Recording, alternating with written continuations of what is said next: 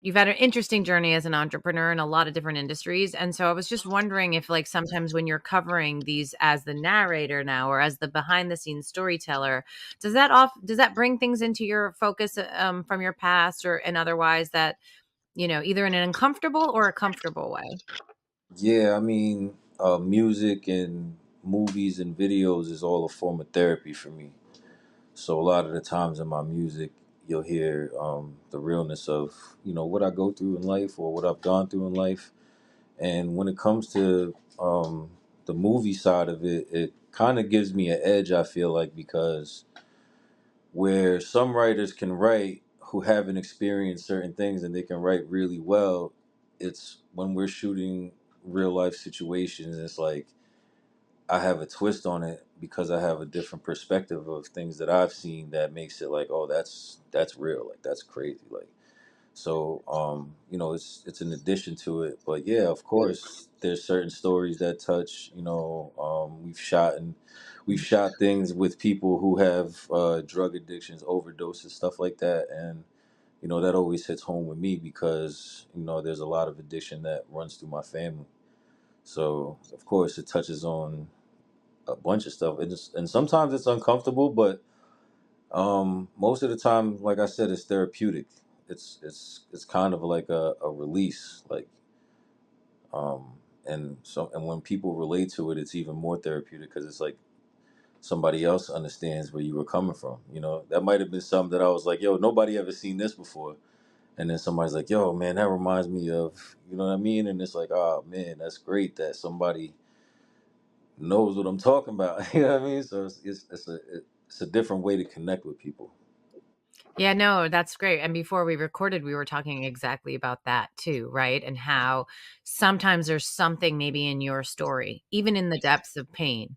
But if someone else can latch into that and be like, wow, they had that, or I felt that too. And then all of a sudden, everyone's not alone a little bit anymore. And it's a healing catharsis or release for the viewer, the creator, the producing people, everyone involved. And that's how we also shift some stereotypes and dialogue around things like addiction, depression, suicidal ideation, right? Because basically in the last 10 years, you could see people would say, well, addicts are, these kind of people, right? And now we're seeing how, no, this doesn't discriminate. This is all walks of life. Same thing with mental health challenges, which addiction and mental health obviously go quite together. Um, so, do you feel comfortable talking to us a little bit about some of your, let's say, top 2 or 3 challenge points in your life? You've had quite a journey to get to here.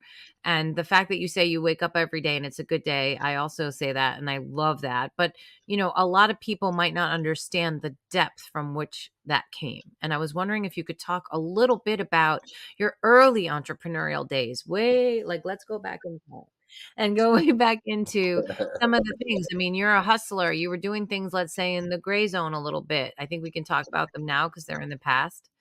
And how you were able to find a way. We have things like class and culture and race and masculinity and all the things that put us in these boxes we were talking about too. And I'd love to hear like what you if you could go and narrate now as your own narrator, what that would be like, what that story would be like from the early days.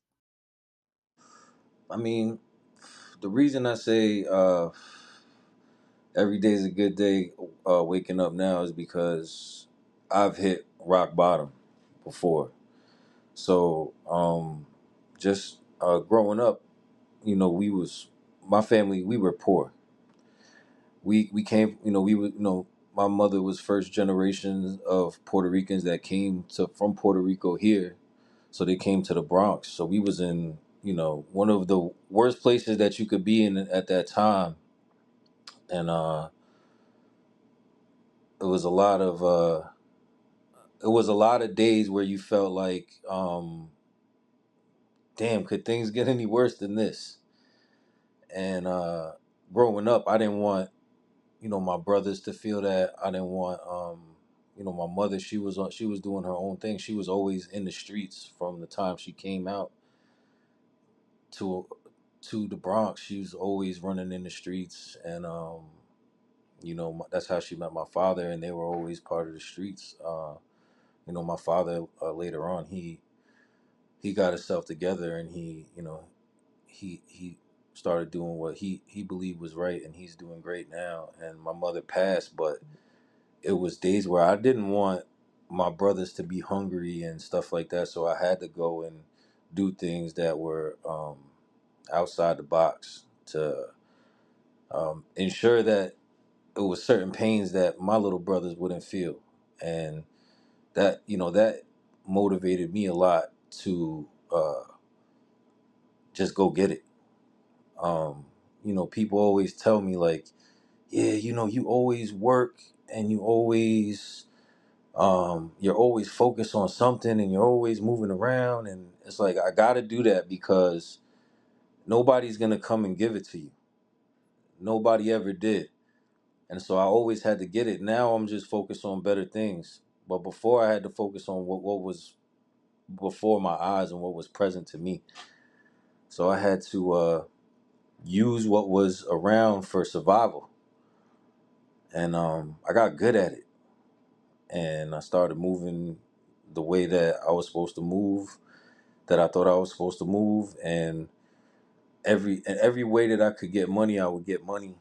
And I just started surrounding myself with a bunch of people who I thought were um, conducive to that lifestyle, which they were. A lot of them were, a lot of them I consider brothers still to this day. But I ended up joining. I ended up joining the gang because my mother was in the gang. My father was in the gang. I ended up joining the gang, but I was born into the gang. But I ended up joining it the hard way because I wanted to show people that I could, um, that I deserved to be there, that I deserved to, not just because my mother's name and what she did in the streets, but because I was part of this. You know what I'm saying? And so any way that I could, every move that I made was so that I could help my family uh, get into a better position, I would say.